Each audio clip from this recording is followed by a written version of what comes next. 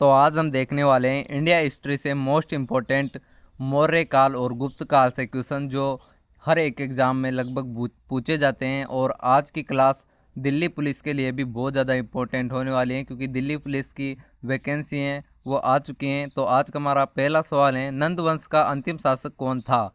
तो यहाँ पर राइट आंसर हो जाएगा सी, धनानंद। धनानंद को मौर्य शासक चंद्रगुप्त मौर्य ने हराया था और मौर्य वंश की स्थापना की थी। सवाल नंबर 2 है, बिंबिसार ने मगध की राजधानी किसे बनाया था? तो यहाँ पर राइट आंसर हो जाएगा डी, राजगृह।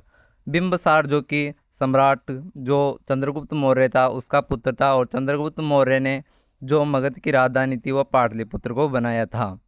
राजगृह राजगृह में पहली भोज संगीति का आयोजन हुआ था 483 ईस्वा पूर्व अजातशत्रु के समय, और अध्यक्ष इसका मां कश्यप बनाया गया था। सवाल नंबर 3 है, सिकंदर ने भारत पर आक्रमण कब किया? तो यहाँ पर राइट आंसर हो जाएगा ए, 326 ईसा पूर्व। 326 ईसा पूर्व सिकंदर ने भारत पर आक्रमण किया था झेलम नदी के किनारे, और पोरस से सिकंदर और पोरस के मध्य युद्ध हुआ था। सिकंदर मैसेडोनिया का एक शक्तिशाली शासक था। सवाल नंबर 4 है, मगध सम्राट धनानंद की हत्या किसने की? तो यहाँ पर राइट आंसर हो जाएगा ए, चंद्रगुप्त मौर्य। चंद्रगुप्त मौर्य ने जो नंद वंश का अंतिम शासक था सम्राट धनानंद, उसकी हत्या की थी और मौर्य वंश की स्थापना की थी और अपनी राजधानी पाटलिपुत्र को बनाया था। चंद्रगुप्त मौर्य का जो पुत्र था उसका नाम था बिंबिसार, और चंद्रगुप्त मौर्य का जो राजनीतिक गुरु था उसका नाम था चाणक्य। सवाल नंबर 5 है, मौर्य वंश की स्थापना किसने की? तो यहाँ पर राइट आंसर हो जाएगा बी, चंद्रगुप्त मौर्य। श्री गुप्त जिसने गुप्त वंश की स्थापना की थी। सी, बृहदत्त जिसने मगध वंश की स्थापना की थी। सवाल नंबर 6 है, चंद्रगुप्त मौर्य के काल में कौन सा विदेशी आया था? तो यहाँ पर राइट आंसर हो जाएगा ए, मेगस्थनीज। मेगस्थनीज जिसकी पुस्तकें इंडिका, और ये चंद्रगुप्त मौर्य के काल में भारत आया था। सी, हेनसांगा। हेनसांगा हर्षवर्धन के काल में भारत आया था, और हेनसांगा को यात्राओं का राजकुमार कहा जाता है। सवाल नंबर 7 है, चंद्रगुप्त को राजकार्य की शिक्षा किसने दी? तो यहाँ पर राइट आंसर हो जाएगा सी, चाणक्य। ए, गौतम बुद्ध जो कि बौद्ध धर्म के संस्थापक हैं। बी, महावीर स्वामी जो कि जैन धर्म के वास्तविक संस्थापक और जैन धर्म के 24वें तीर्थंकर हैं। सवाल नंबर 8 है, बिंदुसार की मृत्यु के बाद मौर्य वंश का शासक कौन बना था? तो यहाँ पर राइट आंसर हो जाएगा सी, सम्राट अशोक। बिंदुसार जो कि चंद्रगुप्त मौर्य का पुत्र था और जिसने अपनी राजधानी राजगृह को बनाई थी। सवाल नंबर 9 है, सम्राट अशोक का पहला और अंतिम युद्ध कौन सा था? तो यहाँ पर राइट आंसर हो जाएगा ए, कलिंग युद्ध।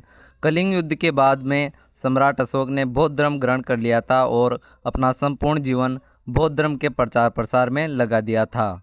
सवाल नंबर 10 है, अशोक का प्रथम अभिलेख कहाँ मिला था? तो यहाँ पर राइट आंसर हो जाएगा ए, दिल्ली।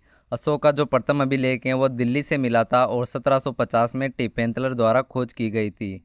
और अशोक का जो प्रथम अभिलेख है जो पढ़ा गया था वो है दिल्ली टोपरा का अभिलेख, और 1837 में जेम्स प्रिसेप द्वारा पढ़ा गया था। अब हैं गुप्त वंश से सवाल। सवाल नंबर 11 है, गुप्त वंश की स्थापना किसने की? तो यहाँ पर राइट आंसर हो जाएगा सी, श्रीगुप्त। और गुप्त वंश का जो सबसे प्रतापी शासक था उसका नाम था समुद्रगुप्त, और जो गुप्त वंश का अंतिम शासक था उसका नाम था विष्णुगुप्त। और गुप्त वंश के जो श्रीगुप्त थे और श्रीगुप्त का पुत्र था घटोत्कच, दोनों ने महाराजा की उपाधि धारण की थी। सवाल नंबर 12 है, भारत का नेपोलियन किसे कहा जाता है? तो यहाँ पर राइट आंसर हो जाएगा बी, समुद्रगुप्त। समुद्रगुप्त को भारत का नेपोलियन विसेट स्मिथ ने कहा था। सवाल नंबर 13 है, अजंता और एलोरा की गुफाएं कहाँ स्थित हैं? तो यहाँ पर राइट आंसर हो जाएगा बी, औरंगाबाद। औरंगाबाद महाराष्ट्र में अजंता और एलोरा की गुफाएं स्थित हैं, जो कि बौद्ध धर्म की कलाकृतियों के लिए जानी जाती हैं। सवाल नंबर 14 है, महरौली का लोहा स्तंभ किस काल में बनाया गया?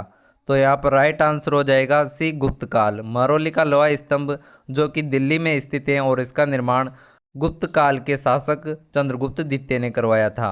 सवाल नंबर 15 है, सर्वप्रथम चांदी का सिक्का किसने चलाया? तो यहाँ पर राइट आंसर हो जाएगा बी, चंद्रगुप्त द्वितीय। और चंद्रगुप्त द्वितीय को उपाधि दी गई थी विक्रमादित्य की। सवाल नंबर 16 है, गुप्त शासकों का राजकीय चिन्ह क्या था? तो यहाँ पर राइट आंसर हो जाएगा बी, गरुड़।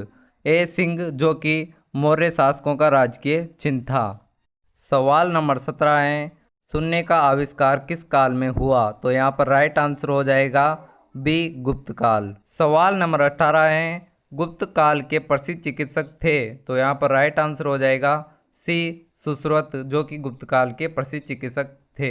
सवाल नंबर 19 है, गुप्त काल के प्रसिद्ध धातु वैज्ञानिक थे? तो यहाँ पर राइट आंसर हो जाएगा सी नागार्जुन, और इनकी जो उदाहरण मिलता है प्रसिद्ध धातु का वो है लौह स्तंभ दिल्ली का। आज का लास्ट सवाल है, सवाल नंबर 20, मुद्रा राक्षस के लेखक हैं? तो यहाँ पर राइट आंसर हो जाएगा ए विशाख दत्त। और अगर आपको ये क्लास अच्छी लगी हो तो वीडियो को लाइक कर देना और चैनल को सब्सक्राइब कर देना। और अगर आपको किस तरह के क्वेश्चन चाहिए वो भी बता देना, ताकि मैं आपको वह क्वेश्चन दे सकूं।